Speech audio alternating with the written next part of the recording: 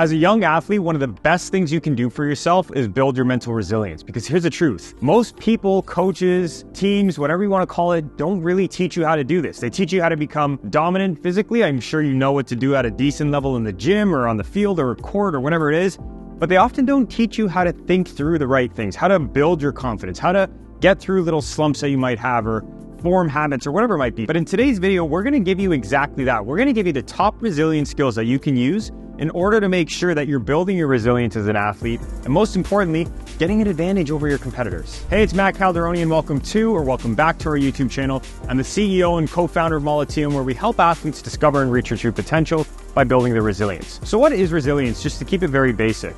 Resilience is simply being able to bounce back from adversity or from situations that knock you off course towards your result, right? So maybe you're going through something and you lack a little bit of confidence and you need to build that confidence back to get back on course. Maybe you lack a bit of focus and you need to build that to get back on course. But regardless, it's simply being able to get back on course as quick as you can. And if you want to be a top athlete, you need to understand how to build these. So at Molliteum, we focus on 4 things for you as a youth athlete to make sure you can build your resilience. The first one being your commitment, or your ability to make sure you're developing the right habits that you need and following through on them. Your competence, your ability to trust yourself and the skills that you have to be certain going into situations. Your focus, being able to shut out the noise and lock in on the task at hand.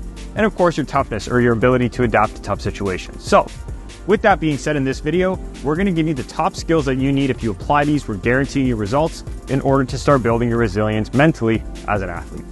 First and foremost, we have to lay the foundation, which is understanding how to build habits. So there are 2 simple rules we follow here at Molliteum if you want to start building habits as an athlete. First one, start small. Please don't try and do everything all at once. Focus on one thing. It could be as simple as a habit as like, hey, I want to start getting up at 6 a.m. or 7 a.m. if that's too early for you. Just focus on that first. Focus on that for the next 30 days. Don't do anything else. Here's why. Once you start getting into the routine of that, once you start getting into the motion of that, you can start stacking habits on top.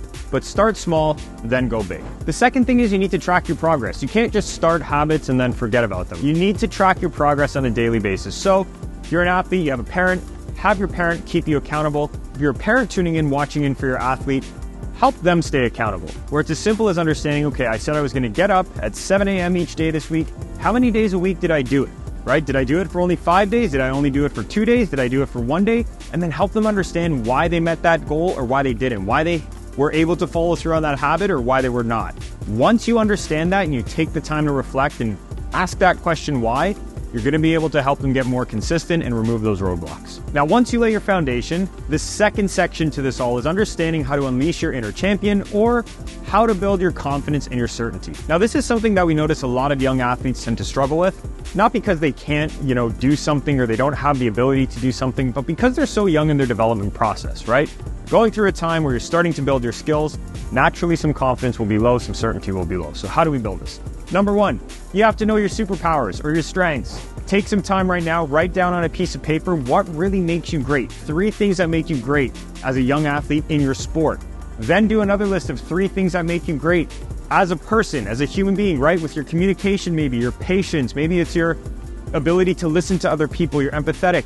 If you have some struggles with this, simply ask a coach, a parent, or somebody that you trust that can give you some good third-party perspective or some neutral perspective to say, hey, so-and-so, you do this really well in sport, you do this really well in sport, follow through on these. But when you know your strengths, when the going gets tough, you can fall back on these and you don't have to try and reinvent yourself all the time. Trust me, if there's something I see with all the top athletes, they know their strengths really well, they stick to their superpowers, and they lock in. The second thing is you want to set some goals, but not goals that are crazy and over the top, goals that are actually accomplishable. So what does that mean? At Molliteum, we actually don't even focus on results goals. We actually focus on something called TPAs, targets, purpose, actions. And we simply say this: what do I want to build over the next 30-day process? So the reason we go through this and we say build is because you're in full control over building a skill, right? And if you can focus on building a skill, that's going to naturally add to your confidence. So start setting targets based on skills you want. So it could be, hey, by the end of this 30-day process, I want to be more comfortable scoring from this area, or I want to be more comfortable, shooting this kind of a ball, or I want to be more comfortable making this kind of a save. But have that target. The next thing is you need to have a purpose behind it. You got to ask yourself, why is this important to me? Why will this help me? Why will this actually help me grow? Answer that simple question. Then the third part and the most important, write out the actions. So the actions can be, hey, I need to work on this for at least 20 minutes a day. That's a habit you're building, right? Going back to our first point. It could be, hey, an action to do this is I need to make sure to do some training with a coach. Maybe I need to visualize a bit more. Regardless of what it is though, start setting these simple targets, measure them and track your progress over the next 30 days, and just make sure you're focusing on skills, not necessarily the results. Those skills will help you get results. And the last thing to build your confidence is to embrace growth. You have to understand this is all a game of growing.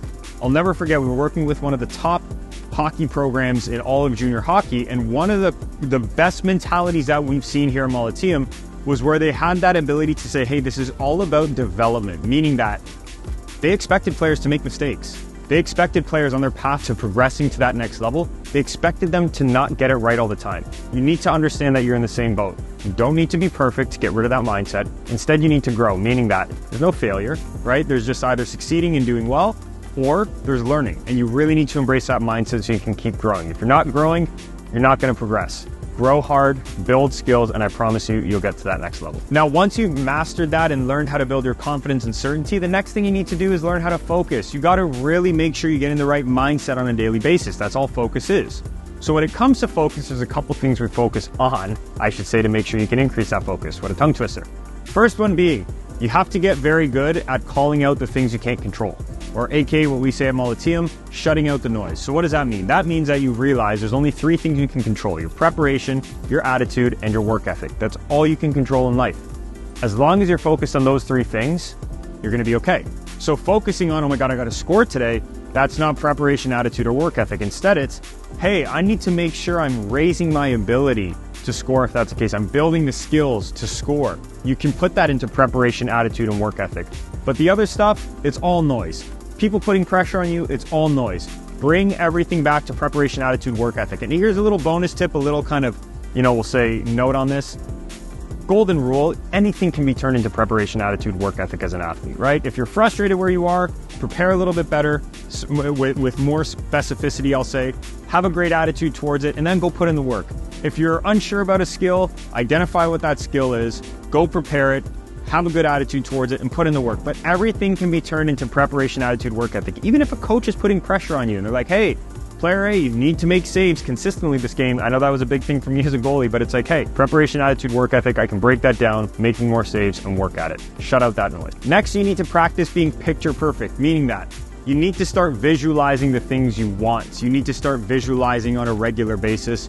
Every single one of our athletes, right from the age of 5 years old that we work with, are practicing visualization, a guided visualization. We call it mental reps. We'll actually link it down below if you want to download it, where we have them focused on that at a certain cadence throughout the week, meaning that there's a certain amount of times we put their visualizations in through our Molliteum Pocket Coach app. There's another link down below for that as well, but where they're able to understand how they need to visualize and what they need to visualize. It's as simple as this. Don't just visualize an end result.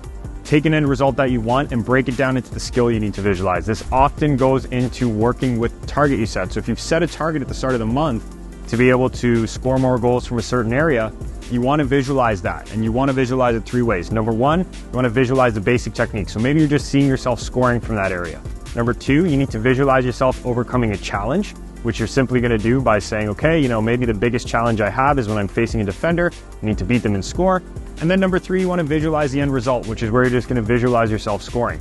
We suggest doing this each set 10 times. So you're going to visualize yourself with the basic shot, then overcoming the challenge, then the outcome 10 times each. Use the guided audio though down below, download it, and you'll get everything that you want from it. And the last thing is you got to master mindfulness, or you got to make sure to have a laser focus or a rep by rep focus. We say this all the time at Molliteum. Don't go out there trying to have a good game. Go out there having a good rep, right? It's a rep by rep focus. All that the best athletes in the world do, they get intentional for the one rep in front of them with specific cues, meaning that they have an intention and an action they follow. So they're not just, moving their feet in a game. Instead, they're moving their feet to get to the net, and they're just doing that every time. And it doesn't matter if they succeed with it on the past rep before or not, they do it again. If they succeed with it, they do it again. If they don't, they do it again. But the point is, they keep coming back to that focus where most people are a little too all over the place. They're trying to do too many things at once. You should only really have 1 or 2 things you're focused on throughout a game or a practice.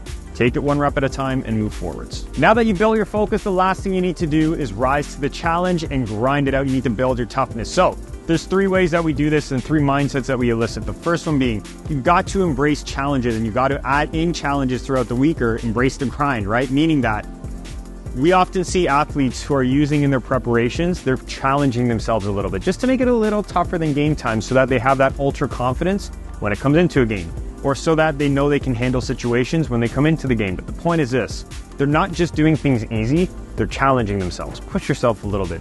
Challenge yourself throughout the week. Make sure you have a coach that's helping you with that, and I promise you, you'll get the results you want and you'll build that toughness and that adaptability. Next, you got to embrace the discomfort. Look, it's very simple, but the truth is this, as a young athlete, you're going to get challenged a lot. Please don't see this and frame this in a way to say, oh my gosh, this is a challenge, it's so tough. You're going to go through it.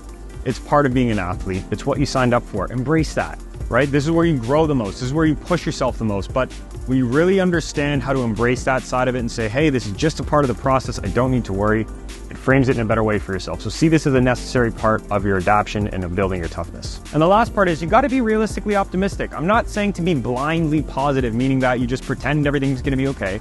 Instead, you got to look at it like this. If you really want to be resilient and adaptable, you got to say, hey, this is what's in front of me, but I know if I work on it, I can figure it out. And it's a truth. You have such amazing abilities as a human, you just got to be able to use it. So don't see this in a way where it's like, oh my gosh, this is a big challenge. Instead, you got to look at it and be like, hey, this is where I currently am.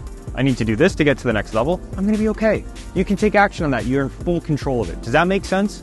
So keep it very simple on that side and make sure to use these to build your toughness. And there you have it, the top resilience skills that we use in order to build the minds of young athletes or build the resilience of a young athlete. So if you're someone who got some value from this video, please like, subscribe, click the notification bell, share this episode. It helps us keep growing the channel and it allows us to make sure that we can keep offering you more value. Now, if you're somebody who wants a more structured approach, linked down below, you can apply to be a part of our Molliteum pocket coaching program where you do some self-training, or if you want to work with a Molliteum coach, you can also apply down below. Parents, if you're tuning in with your young athlete right now, please make sure, serious inquiries only, and make sure to go through the process. It will allow us to see how we can best help you. And we start with athletes as young as 5 years old. So everything's linked down below. Make sure to click on it, subscribe to the channel, share it, notification bell, and we'll see you all next week. So if you like this clip and you want to watch another one, click right here. And if you want to watch the full podcast episode, click right here.